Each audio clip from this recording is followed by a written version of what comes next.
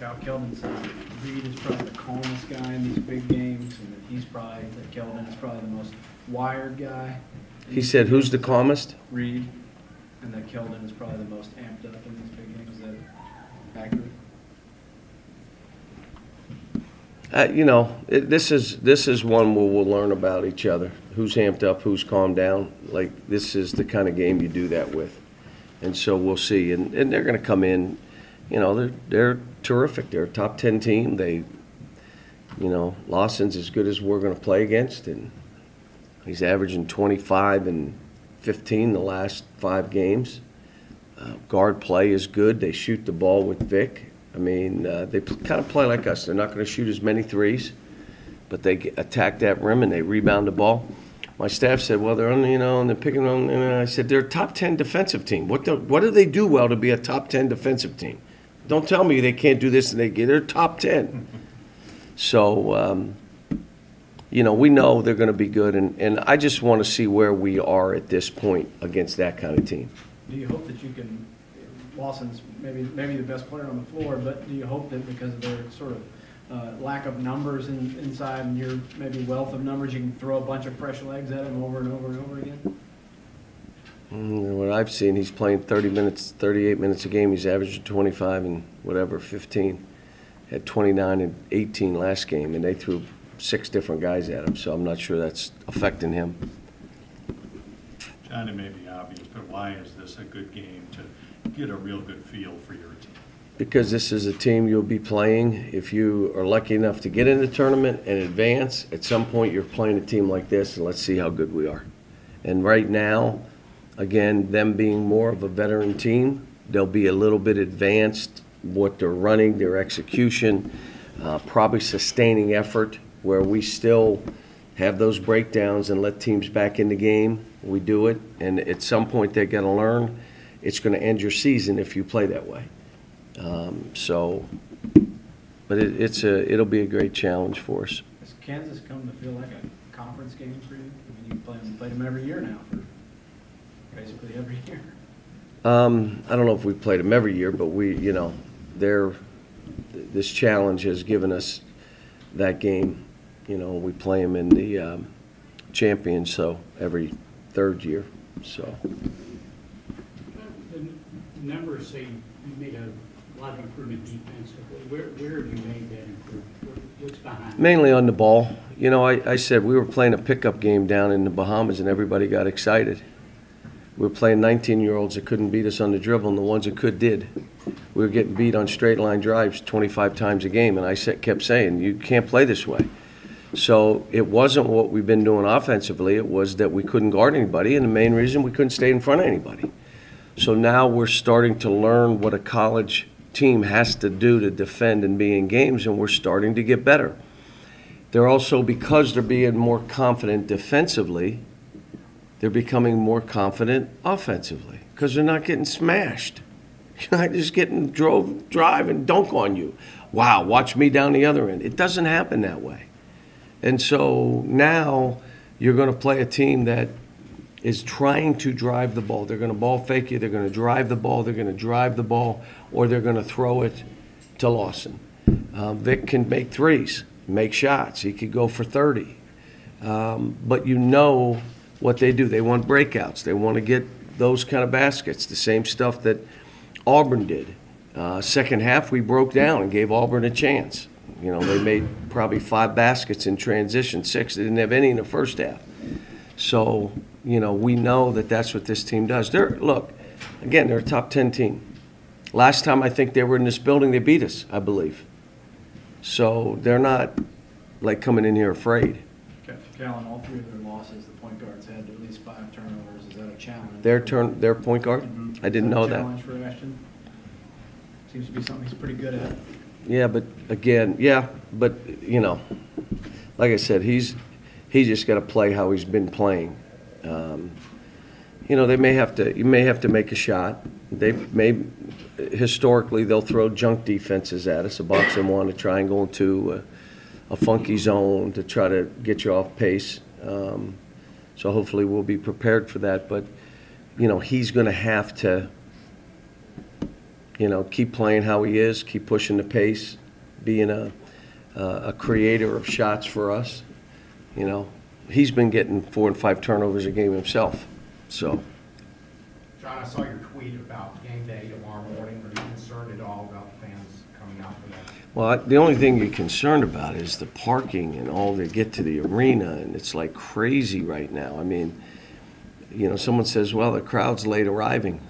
Yeah, they've been here 30 minutes. They can't get in the building. They've been in, so that's made it tough. But no, I think our fans will come, and, you know, just reminding them, you know, it's a big deal. Let's take advantage of it. John, yesterday on the teleconference, you used the word vulnerable. You said your team was vulnerable. What did you mean by that? Just that we're playing a really good team.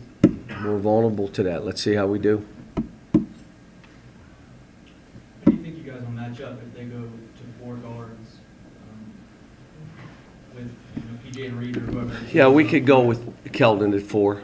We could do that one big and Keldon at 4 and play. So we have stuff in that if we need to go that route, we can do it. You're still working on that puzzle about EJ. He's better. Last game was better. And this game will be a roughhouse game. It's the only thing between him and breaking through and people saying, oh my gosh, like you can't get knocked down, you can't, it's a dogfight, you got to grab ball, you can't fumble a rebound because it got rough. Bring him in, because our whole team said, I said, well, how are his skills? Off the charts. So it has nothing to do with your skill. How is he defensively guarding the ball? Pretty good. Blocking shots. So what's the difference? What's keeping him where he is? What's taking away his confidence? He's getting roughed up. But every team we've played for the last 10 years has said the same thing. They got young players, rough them up. Be physical. And so our guys over a period of time have had to learn to play that way because they're coming in with that idea. Has Reed been a good answer to that this year for you? To at least Yeah, I just that wish. One guy that can do the, Yeah, I would just do wish. that? I think Williams had 23 foul shots. I think they're exactly the same kind of player. We throw him the ball a lot. He just doesn't seem to get 23 foul shots. He gets usually 1 or 2. Why is that? I have no idea. Grant Williams is pretty crafty. He is. Approach, He is. you know. He's a very good player. He's a very good player. 23 foul shots. It's a pretty big number. I know you don't like your guys to derive their confidence and dictate their energy on the other end by how they play offensively, but it seems like when PJ does get going early offensively, it sets a tone for him. Well, he's going to be guarding a guy that can really bounce the ball. And if you're getting beat or grabbing and holding, you're not going to be confident offensively. And if you're like what you didn't bring out, again, basketball-wise, if you saw him run that floor in this game, we put it on tape. If you're that fast, why don't you run that way all the time? Well, that builds your confidence. Dunk and run. That's hard. I'm not running that hard every time. Shoot. Run that way every single time. When you can't, take yourself out. Same with Kelton. He ran so hard that last game, we showed him on tape. This is how fast you are. I can't believe you're that fast. Why don't you run like that if you can run like that? Whew, that's hard. I'd rather jog the court and say no one's throwing me the ball. I mean, all this stuff, the energy you play with is your responsibility. And you can't expect coaches to bring it out of you, or you're responsible for that. And this is a game. If I have to talk energy, we have no shot at winning the game. This will be an energy game. You've had Gameday here several times. Have you found at all that it impacts the players and just their mentality to play the game? I don't think so. They don't go down there. They don't see it. I don't think it does. But it's great for our fans. It's great for the people to see. You know, it's funny, Art. That building, whatever in it, most of them do not have tickets to the game. And then there'll be 24,000 at the game, and whatever 20,000 is at that thing. You think about it in one day. Pretty big deal. What makes Bill a good coach? What are his teams traditionally good at doing? They don't beat themselves, and they always think they have a chance to win. And so when you watch, you know, a lot of close games, they make plays. I can still remember the kid make the 3 in the far corner against us when we were going to beat them in Lawrence. They're not afraid to make the plays, and they expect to make the plays. Usually that's They feed off the coach with that kind of stuff. Couple more guys. PJ hit 3 threes in the last game. Is that something you're going to kind of encourage him to do a little bit more, or is it just going to be the feel of the game? It's you know, he's shooting 40% from the three, over 40%. So, you know, if he's open from three, that's fine. But I would also say if you're open and the guy's running at you and the lane's open, go dunk the ball. Just go dunk the ball. I mean, he is so skilled. He is athletic and long. Be that guy. Be the best player in the country. Now, I understand every time when you do that, you got to try to do it every time. It's really hard to live up to that. But that's a challenge. That's where you're conquering yourself. You're trying to compete against yourself. And that's all we're trying to get that message to him. Let's be who you're capable of being. And it's hard. It's not going to be easy. It's a dogfight. It's a, you know, and just trying to get him in that frame of mind. Is it the last one? Is it this DNA guy? Yeah, I think so.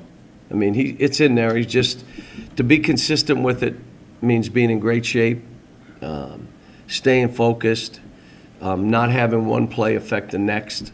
You make a bad play, don't act like, well, I don't care now, I'm going to be cool. You can't do that. If I make a bad play, when I had Derrick Rose, if he made a bad play or you stole the ball from him, he blocked your shot down every time, not 80% of the time. You stole the ball or he did something or threw a wing pass away and that guy's breaking away for a layup, he pinned that on the backboard. That's how he was. He just, you're not doing this. And it was never, I'm going to be cool. And we got to get a team full of guys. Look, you make mistakes, you turn it over, bang. I'm telling them, if you miss a shot, next shot, just think, shoot it straight. Don't think anything else. So we got a good group. This will be a great challenge, and it's a great experience for our guys. And, you know, we'll see how we do. Thanks guys.